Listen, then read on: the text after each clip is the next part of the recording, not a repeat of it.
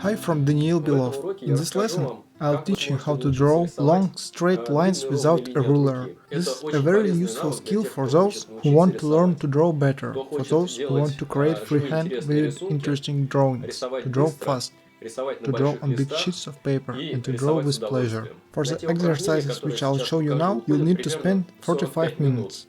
It's not that long. For example, think of how much time kids spend learning how to grip a pen and to write letters.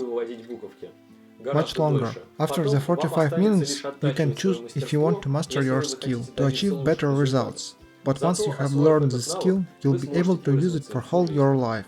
To start, you need to place a sheet of paper so that the sheet's middle is level with your eyes. After that, you need to take a pencil and sharpen it well, so that it has a lot of exposed lid and a lot of exposed wood. The pencil should be long. You need to draw with an outstretched hand as far from the easel as possible, holding the pencil like this, by its end. After you had laid it on two fingers with a bit of pressure, not much pressure, just supporting it with your thumb, so that you can build it freely in your hand. Or you can take the pencil like this, lay it on the three fingers, take it closer to the tip, with a little bit of pressure, or rather just support it with your thumb. The first exercise. Take a pencil, hold it with an outstretched arm, and try to draw a very straight horizontal line. I have chosen a 2 paper size, around 40, to be precise, 60 cm height and 40 cm width. That means that you need to draw a line around 40 cm length, horizontal. You take the pencil and do movements like this. You produce the pencil as if from nowhere. Then slowly place it on the paper and draw the line. And then gradually pull the pencil away, making the line disappear into nowhere. That means the line doesn't start here, and it doesn't end up strictly here. It actually starts somewhere outside the sheet of paper. You draw the line in the air at first, then you touch the paper, draw a line, and gradually take the pencil off. When you do that, you shouldn't put pressure on the pencil. Instead of that, you need to touch paper with the pencil. Don't rush at the beginning. Do it slowly. You should do it like this. Then, when you have drawn a line, it's barely visible and curved. You shouldn't be disappointed with that, as it's supposed to be, especially the first time. When you drew it from the left to right and removed the pencil, leading it to nowhere, you should start doing the same thing but backwards. You start the line from nowhere, touch with it the paper, softly, tenderly stroking it, not putting pressure on the pencil, but touching the paper with it. And you lead the line, and slowly remove the pencil. You should draw like this, from left to right and backward once, again and again, until you draw the line.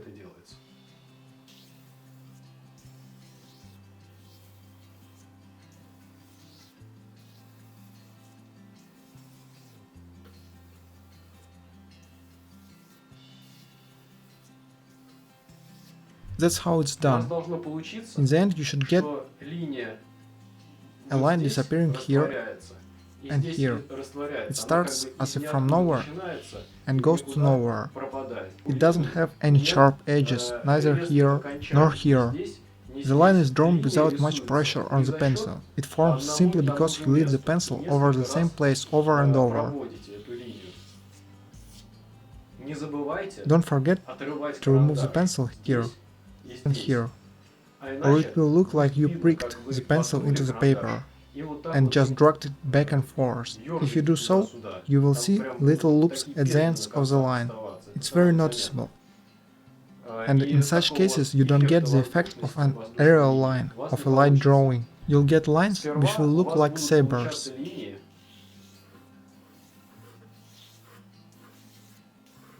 If you feel that your arm is doing a curved motion and curves the line, try to deliberately correct the line a bit in the opposite direction in order to make it straight. To learn to draw lines like this, you need to take an A2 sheet of paper, 60 cm height and 40 cm width, and fill it from the top to bottom with lines like this. One more comment. When you start, your lines will be thick and messy. Don't be disappointed with that. You'll start with thick, rough, curved lines. And when you fill the A2 paper, most likely, you'll be able to draw something close to this. That means that you'll need to just fill one sheet with lines like this. It will take 15 minutes maximum. But you'll learn how to draw long, beautiful aerial lines. You'll master this graphic art. You should do it like this. You draw a line from the top,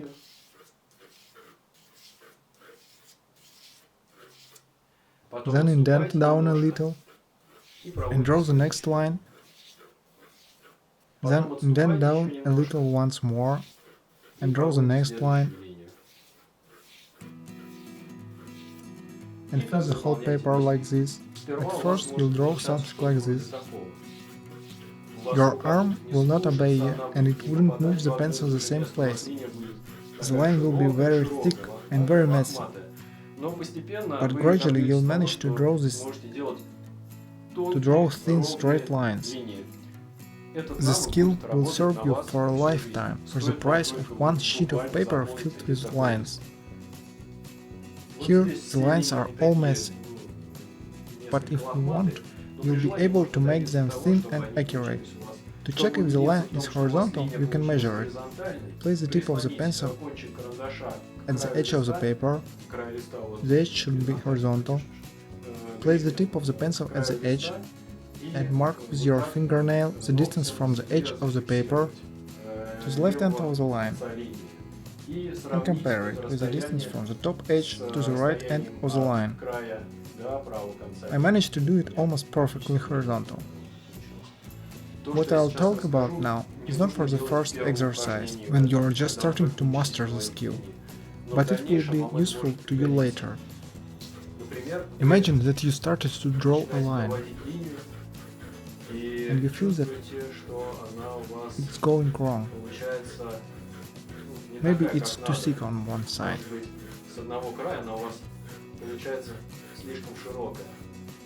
You can take an eraser to correct it.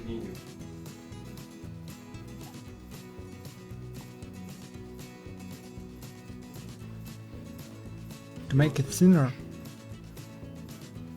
and maybe give it the direction you would like to draw.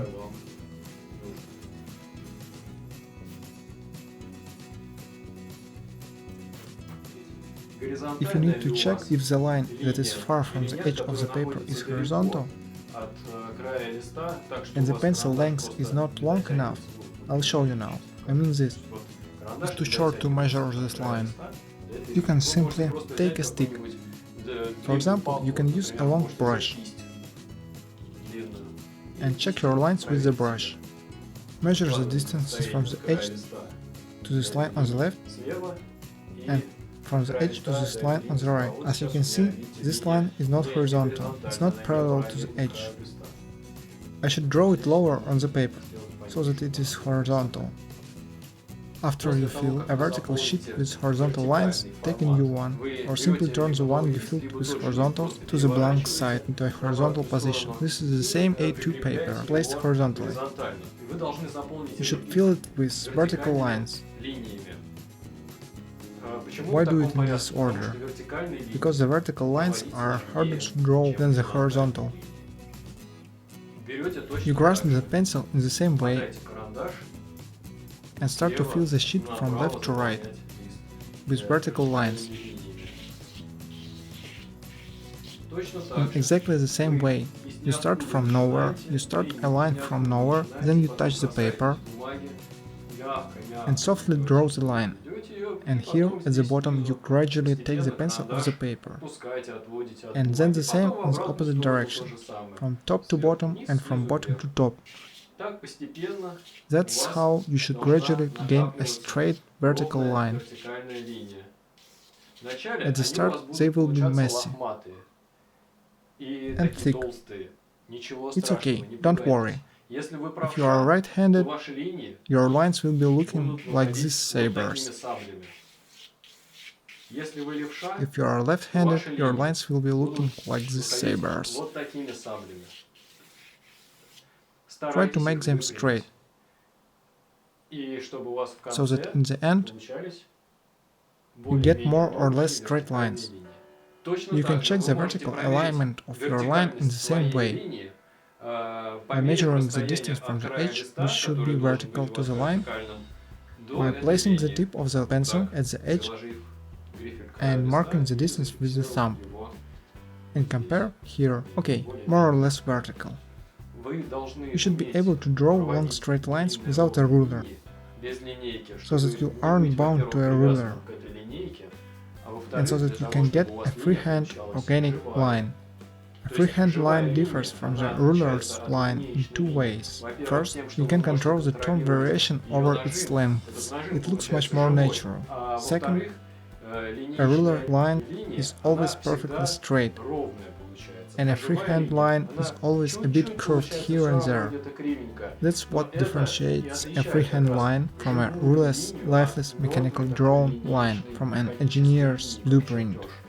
After you have filled the paper with horizontal lines and then filled a paper with vertical lines, you should use a horizontal sheet of paper once again. Now you'll need to draw using exactly the same method, a rectangle.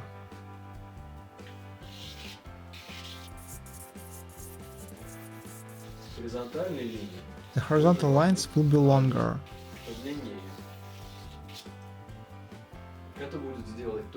They will be harder to draw than the short ones.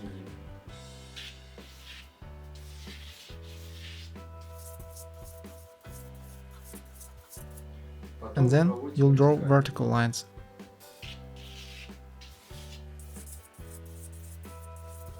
I forgot to mention, when you draw these lines, you should stand directly in front of the easel. Now I am standing to the side so that you can see what I am doing, so I am not blocking the paper. You should stand right in front of the easel, draw with an outstretched hand, so that the middle of the paper is at eye level. Why is this important? Because you can see the sheet well. You are able to see if the line you are drawing is horizontal or not horizontal, and how vertical or skewed your line is. They are not distorted by perspective. You'll see them as a whole in their natural size.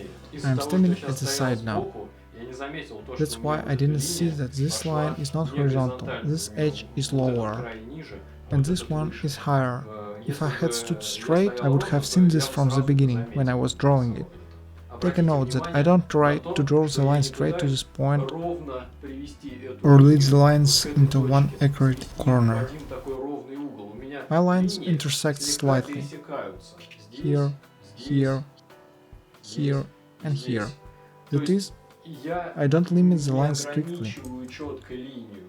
I don't limit the horizontal line by the left and right limits, or the vertical by the top and bottom limits. The slightly intersected lines will not stop you from doing clean drawings in the future. Trust me. After you have drawn a big rectangle, by the way, this whole action is going on an A2 sheet of paper, 40 cm height and 60 cm width. After you have drawn the big rectangle, you need to draw diagonal lines. Try to draw a line which starts somewhere here, in this corner, and ends in this corner. The same with this corner and this corner. If you are right-handed, start to draw a diagonal that connects the bottom left corner and the top right corner. And if you are left-handed, Do the opposite. Start to draw the diagonal which connects the top left corner and the bottom right one. It will be natural for you. If you are right-handed, it's much easier to draw a line like this and to hold the pencil like this, instead of drawing a line like this and to hold pencil like this. If you are left-handed, it's the opposite. You should get something like this. I think you'll get an even messier line than me, a more curved one, and it will be hard for you to aim it in the corners, but try to get it done. After that, you should draw another diagonal line.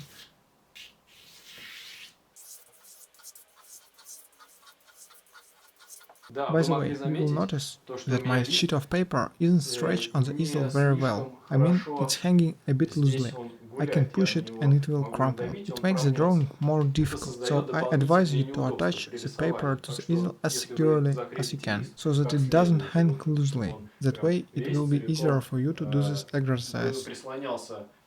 I would also like to note that I fastened the paper with tape. I use a special tape which doesn't rip the paper. It sticks to it just a bit. You can use so-called paper tape, also known as decorator's tape. It's easy to remove it later. You also can pin the paper, and if you want to stretch the paper really well, you can fasten it with the tape like that, around the whole perimeter. This drawing skill will definitely be useful not only drawing vertical, horizontal or diagonal lines. No, you can draw any lines in this way, even curved ones, any kind. The same way.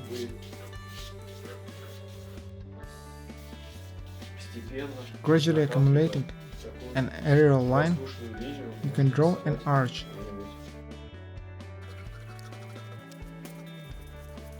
Now I combine a line from small straight parts, as you have seen. But actually you can try to draw a curved line like this from the beginning, using the same skill.